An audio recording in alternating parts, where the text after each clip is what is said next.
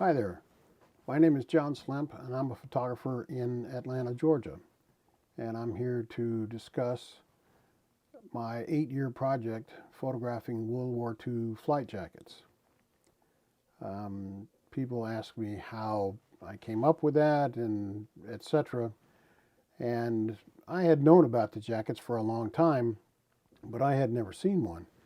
And in 2014, I asked around a group that I belong to, the Experimental Aircraft Association. We have a local chapter nearby. And I asked around if anybody had one. Sure enough, they had their uncle's jacket. They brought it in and I photographed it. And through one of my earlier clients, I had met Dorothy Cochran, who's a curator at the Smithsonian Air and Space Magazine, or I should say museum. And just for fun, I sent it to Dorothy. Hey, this is something I'm working on. Thought you might be interested.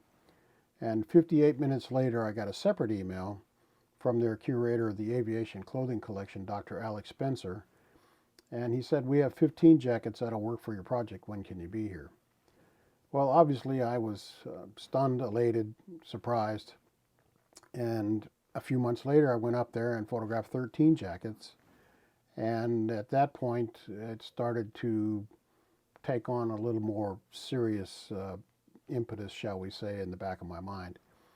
And to make a very long story short, we wound up photographing in 12 different museums across the country, including the Smithsonian, the 390th Memorial Museum in Tucson, Arizona, San Diego Air and Space Museum, um, the National Museum of the U.S. Air Force in Dayton, Ohio, uh, several smaller museums, etc. But and also privately owned jackets, and it just kept on growing and growing, and eventually I wound up photographing 162 jackets. Um, the lighting was something I came up with on my own. It's something I pride myself on being able to do fairly well, I think. Seeing as how I've got 25 years plus experience now in this business. And essentially it's a homemade light box. It's illuminated, uh, which separates the jacket from the background. I didn't want to do a lot of Photoshop work as far as backgrounds go, so I just made it a white background, and I laid the jacket on there, and I would get up on a ladder, 6-foot ladder, and shoot down on it. And it was also lit from the top with a beauty dish from the top and a grid coming across, skimming across the jacket, because I wanted to show texture, but I also wanted it to be somewhat soft. So there were 3 fill cards, foam core, in a horseshoe shape down below, and so that filled the light back in. And I think we got the best of both worlds. And it was all of the images were shot with a medium format camera. So the files are 350 meg, 16-bit. They're pretty darn big. And we now have an exhibition in Virginia Beach, Virginia that went up in November of 2023. And the prints are 5 feet tall. And they were not up-resed very much at all to get to that point, and they look fantastic. Besides the jackets, once I started photographing the jackets and hearing the stories, it became apparent that I needed to also photograph the veterans. And fortunately, there were still a number around. I'm a member of the 8th Air Force Historical Society. We have a local chapter here, and I photographed, I don't know, half a dozen veterans there who became friends, actually. And it just continued to grow. And once we decided to do a book, we also decided to create video interviews as much as we could, and audio interviews. And video is something that's still relatively new for me, but I'm working on that. But the stories, some of which have never been published, are pretty remarkable. Um, and I won't go into that too much, but they're fascinating. Some of them are funny, some of them are heartbreaking, and several have never been published before. So I thought that was important to include the stories, because the jackets are essentially walking billboards. Once you start seeing the symbology and recognizing and understanding the various symbols on the jacket, it's a walking history of an individual's combat experiences. Um, so it became apparent that besides the jackets and the portraits, I've photographed other ephemera as well. Sometimes medals, sometimes service records, listings of bombing missions, because I really wanted to tell more of a complete story, more than just featuring the jackets. And that's how the book was structured too. Um, Being an Army veteran myself, I understand military organization fairly well and that sort of thing. And I've always been interested in World War II history since I was a kid. We lived on Okinawa for 4 years. My dad was in the service, retired Green Beret, and then I was in the Army for almost 11 years. So I understand the military fairly well. And so the jackets, the organization of the book, the jackets are broken down by theater. We have the European theater, which is where the 8th Air Force was flying out of England. And the majority of the painted jackets that I photographed were from that theater. But we also have jackets from Italy and North Africa. We have jackets from the China, Burma, India theater. And a lot of people don't remember or understand that it was very much a worldwide war, and that we had forces in those parts of the world. Um, and So we have jackets from all three theaters. The Pacific is included in China, Burma, India, and um, and then portraits. I did over 25 portraits, if memory serves, of veterans, and that includes World War II WASP, Women Air Force Service Pilots, and also Tuskegee Airmen. I felt it important to have those fellows included in the mix, because they were an important part of the whole.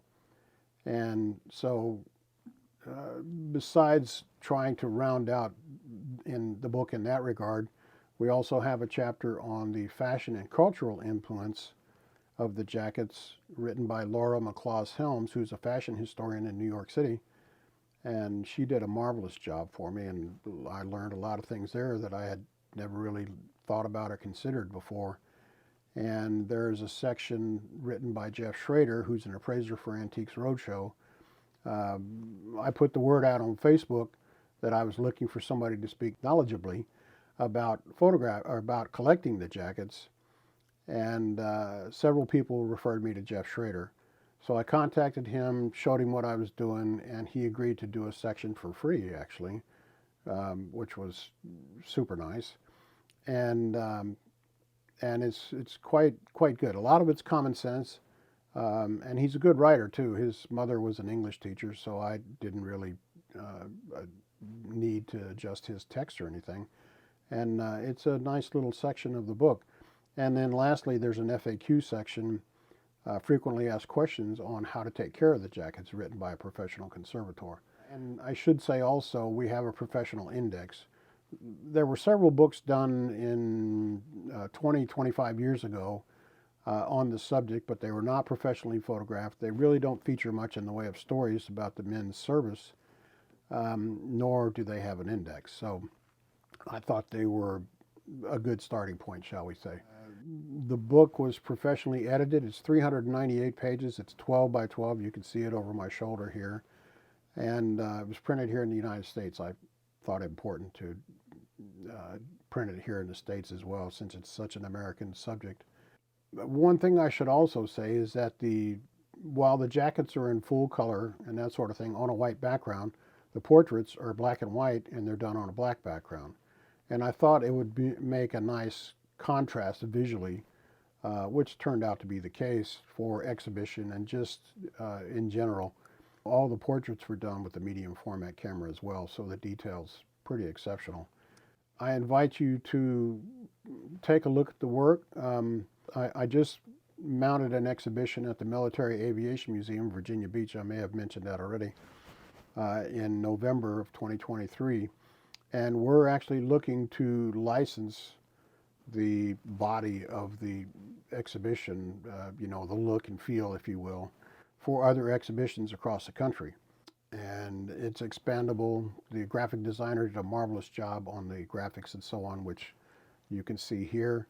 And all in all, we think it's a pretty compelling presentation, and mixed in with, audio and video, it tells a story that's not often heard, um, about the war. And in the minds of these people that I photographed, the war was still very much fresh in their memories.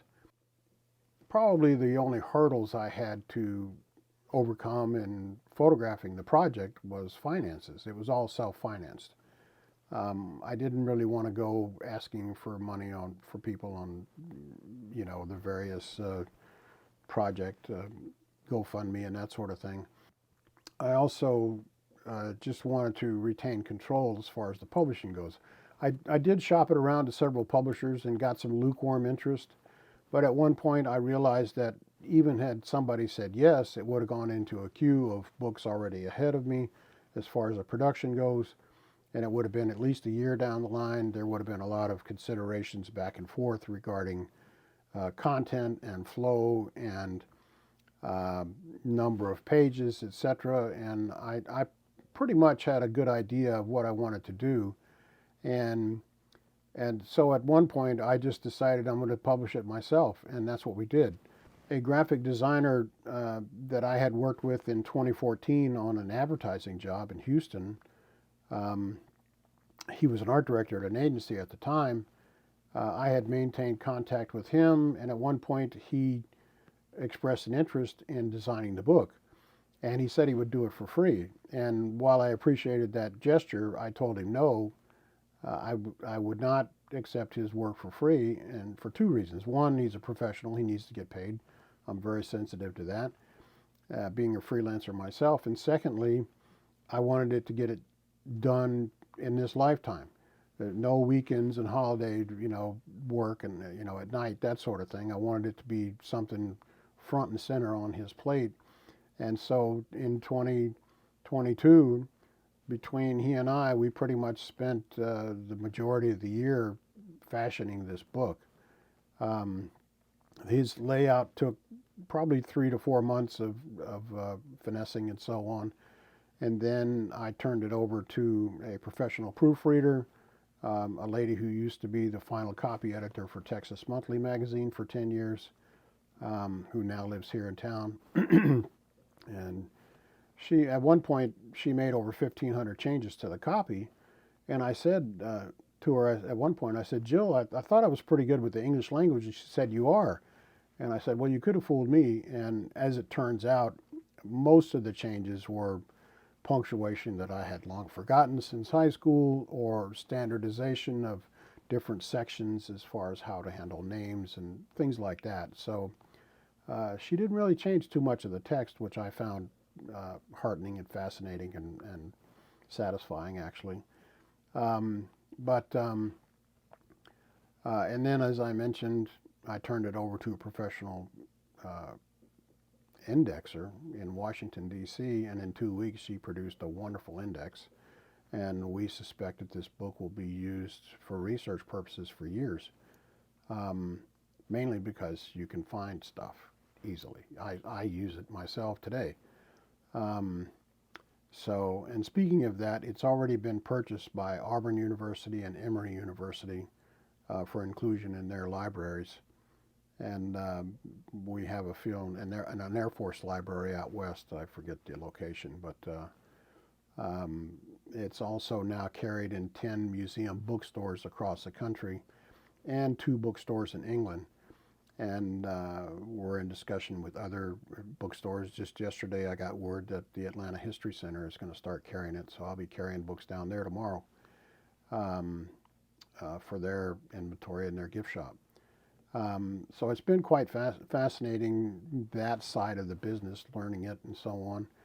And who knows, I have a partnership strategist, shall we say, who is working with me. She has an extensive marketing background in auto racing and is really pretty darn sharp. And she has brought up the idea, and we have approached several people about possibly doing a documentary.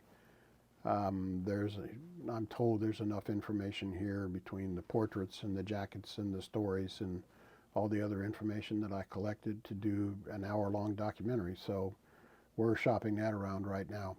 Who knows if it'll come to pass, but we'll see.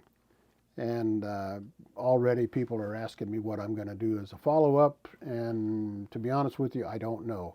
We may do another book, although it wouldn't be the same, I can tell you that, because many of the veterans that I photographed have since passed, and there's just not that many of them around anymore to do a portrait and, you know, capture firsthand stories and that sort of thing.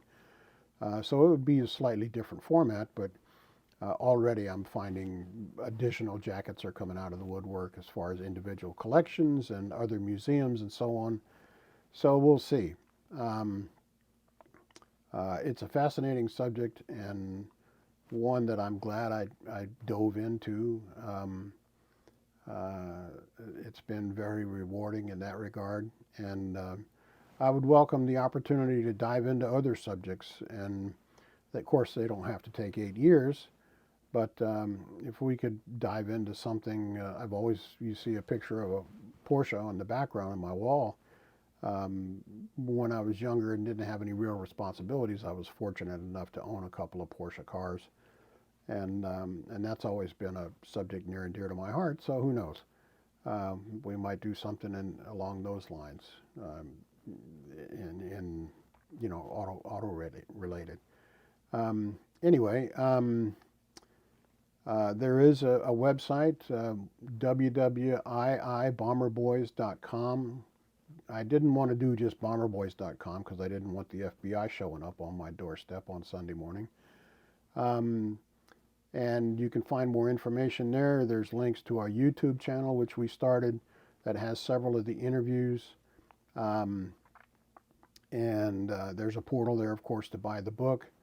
It is available on Amazon, but I try not to tell too many people that because they take a pretty healthy chunk. But it does have a far reach, that's for sure. I have made numerous presentations across the country. Last January I was in California, Plains of Fame Museum in Chino, where I spoke. I spoke at Oshkosh for the third or fourth time last summer at the largest air show in the country, AirVenture, as part of the Experimental Aircraft Association, to a standing room only crowd, by the way. And then oh Lord, the 8th Air Force Historical Society, I spoke to them last fall. Also gave a presentation at the Military Aviation Museum in December. I spoke to the Atlanta World War II Roundtable, and there's a chance that I'll be speaking at the Air Force Command and Staff College next month over at Maxwell Air Force Base in Alabama. So we've got several other presentations planned. I may be going to West Point to sell books there and possibly do a presentation, etc. So we've got a lot of ideas and things we want to do, and we think with Masters of the Air coming out later this month here in January 2024, it's another Spielberg and Hanks mini series, much along the lines of Band of Brothers. And it'll be broadcast on Apple TV, and don't know if we'll be able to, you know, piggyback on that in any way, shape, or form. Not to steal their thunder, but you know, I was working on this, I think, probably about the same time they started working on that. I don't know, but it's a happy accident as it is, and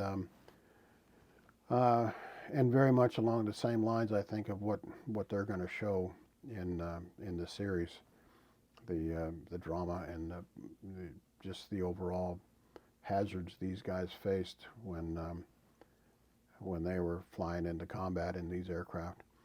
I should say also that there's an important contribution by a fellow named John Mollison, speaking of aircraft, who's an artist, and he had done a picture of a P-51 Mustang fighter plane flown by Bob Punchy Powell, who was a friend of mine. He lived here locally. And I had seen it somewhere, and I contacted him and asked him if I could use it in the book. And he turned me down initially. And he said, "This is why." He said, "I did that picture 20 years ago, and I can do it better now. Let me do a new one for you," which he did. And as it turns out, it's on the inside of the dust jacket, so it's about 3 feet wide, and it's drop dead gorgeous. And and he also contributed several other wonderful illustrations for the book. So it was very much a collaboration amongst several people, and I'm pretty darn proud of the result. Speaking of that, it's already won two international design silver. It's won silver awards in two international design competitions, including a Graphice 2024 design competition award, and it was shortlisted in the New York Art Directors Club competition last fall. So it's a handsome book. We think it's just done about as well as it could be, and all of the reviews that we've gotten from people who have purchased the book have been positive. Nobody's given it less than a 5-star review. There's a little things, niggling things here and there that I would do differently now, but by and large, we're pretty darn proud of the whole. And I would encourage you to, if you have questions, please feel free to reach out and contact me. My regular website, by the way, I've been involved in shooting aviation subjects since 2008, 2007. That's been my specialty. But the reason I chose aviation is because you can photograph people, you can photograph things on location, aircraft, machines, people working, just still life like I did with the jackets. There's the whole genre, variety of opportunity there.